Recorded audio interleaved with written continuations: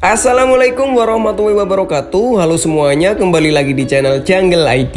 Di video kali ini saya akan mereview smartphone keluaran tahun 2021 yang dari segi spek mirip sekali dengan Poco M3 yang sudah saya review sebelumnya.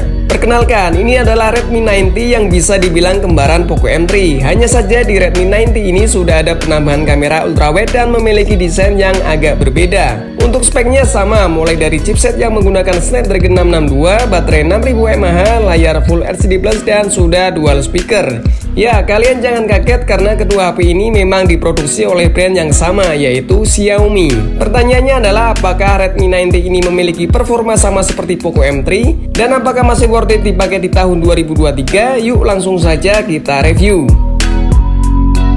Karena kalian yang nonton ini bisa dibilang kaum mendang-mending, yuk kita spill harganya terlebih dahulu. Di website resmi Xiaomi untuk Redmi 90 dengan varian RAM 4/4GB di tahun 2023 ini dibanderol dengan harga 1,9 juta. Sementara itu untuk varian RAM 6/128GB ada di harga 2,3 juta. Apakah menurut kalian harga tersebut masih tergolong tinggi? Jika iya, saya sarankan untuk mencari harga pembanding di marketplace kesayangan kalian, atau opsi lain bisa mencari yang harga bekas. Nah, untuk pilihan warna tersedia 3 opsi, yaitu Carbon Grey, Twilight Blue, dan Ocean Green seperti yang saya pegang ini. Oke, berikutnya kita bahas soal desain. Jika kita bandingkan dengan Poco M3, Redmi 90 ini bisa dibilang memiliki desain mainstream yang kebanyakan dipakai oleh brand-brand lain, bahkan smartphone keluaran Xiaomi lainnya. Hanya saja nilai brandingnya lebih berani karena di bagian backdoor terdapat tulisan Redmi yang lumayan besar. Bahan yang digunakan juga sama, yaitu sama-sama menggunakan plastik polikarbonat dengan tekstur keset dan tidak meninggalkan sidik jari. Untuk beratnya juga cukup ringan, yaitu 198 gram dengan dimensi 162,3 x 7,3 x 9,6 mm. Seperti yang sudah saya sebutkan sebelumnya, Redmi 90 memiliki resolusi Full HD Plus dengan layar 6,53 inci, dilengkapi dengan Corning Gorilla Glass 3 namun masih menggunakan panel IPS. Tapi menurut saya nggak apa-apa lah, karena meskipun masih panel IPS, Redmi 90 sudah memiliki sertifikasi Wideframe L1 sehingga jika digunakan untuk menonton film masih cukup nyaman di mata. Dan satu lagi, Redmi 90 juga sudah bersertifikasi cahaya biru rendah yang aman untuk mata.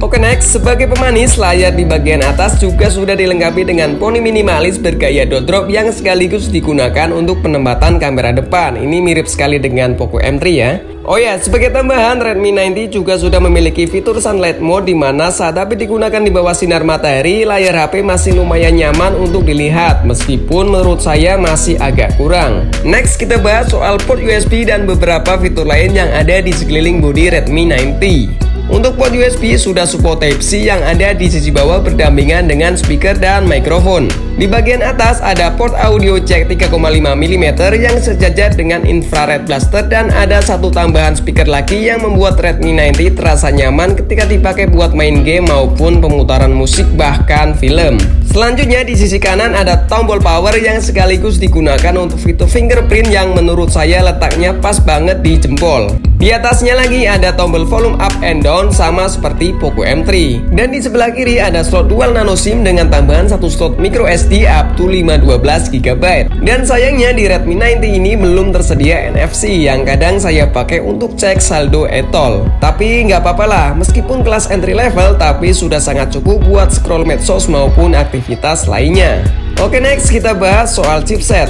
Sama seperti Poco M3, Redmi 90 mengusung chipset Snapdragon 662 dengan fabrikasi 11 nanometer yang dilengkapi dengan GPU Adreno 610. Dengan chipset ini setidaknya kalian bisa main game seperti Mobile Legends, Free Fire, ataupun PUBG Mobile dengan settingan high. Namun untuk game-game berat seperti Genshin Impact tidak saya sarankan meskipun di settingan grafis yang rendah, karena pasti akan terjadi penurunan FPS yang cukup mengganggu. Oh ya, untuk sistem operasi Redmi 90 menggunakan MIUI 12 berbasis Android 11 yang bisa kalian perbaharui ketika mendapatkan paket update. Oke, langsung saja kita tes game dan benchmark.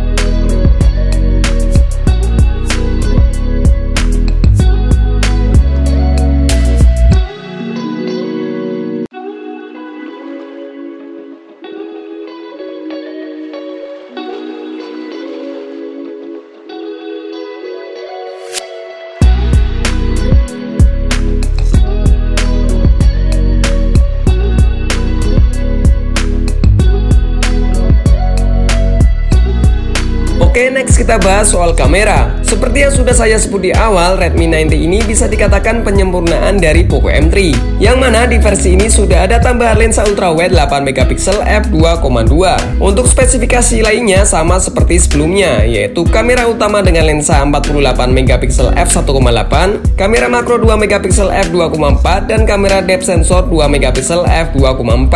Sementara itu untuk kamera depan tetap menggunakan lensa 8MP f2.0. Selanjutnya untuk fitur-fitur di menu kamera masih sama, seperti mode profesional dengan pengaturan manual, fitur video atau foto dengan penambahan ultrawide 0,6, mode potret, dan fitur-fitur lainnya seperti mode malam, panorama, selang waktu, dan beberapa fitur lain yang bisa kalian coba sendiri.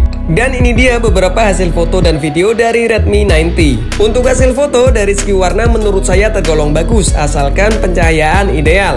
Hasilnya lumayan tajam meskipun sedikit kontras dan ada penambahan saturasi.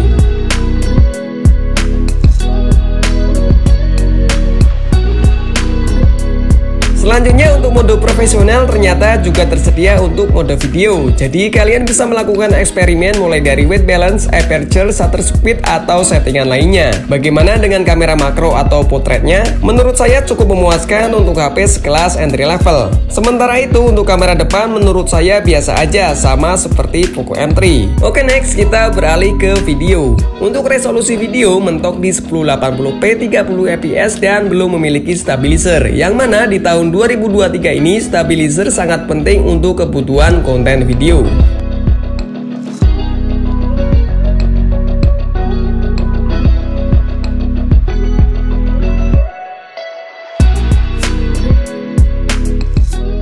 Tes 1 2 3 tes audio. Halo. Namanya siapa? Ilham. Mantap. Dan berikutnya adalah tes audio, silahkan cek ya.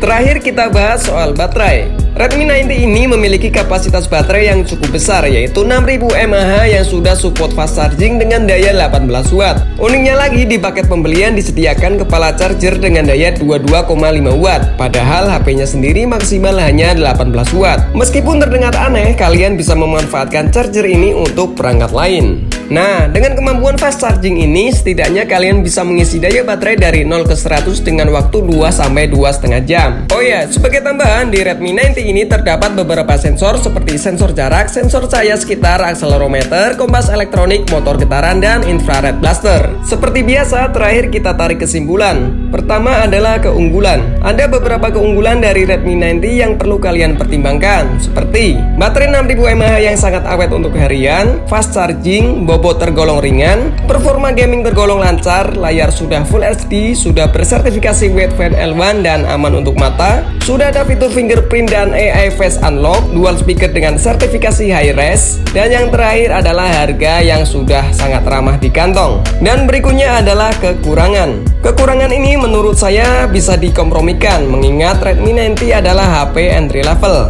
Kekurangan yang pertama, tidak adanya stabilizer untuk mode video, tidak cocok untuk bermain game dengan grafik tinggi, hasil kamera ultrawide kurang detail, dan yang terakhir adalah jangkauan sinyal WiFi yang kurang bagus. Nah, pertanyaannya adalah apakah Redmi 9T ini masih layak untuk digunakan di tahun 2023? Menurut saya layak-layak saja ya, dan soal kekurangan kalian bisa sedikit kompromi.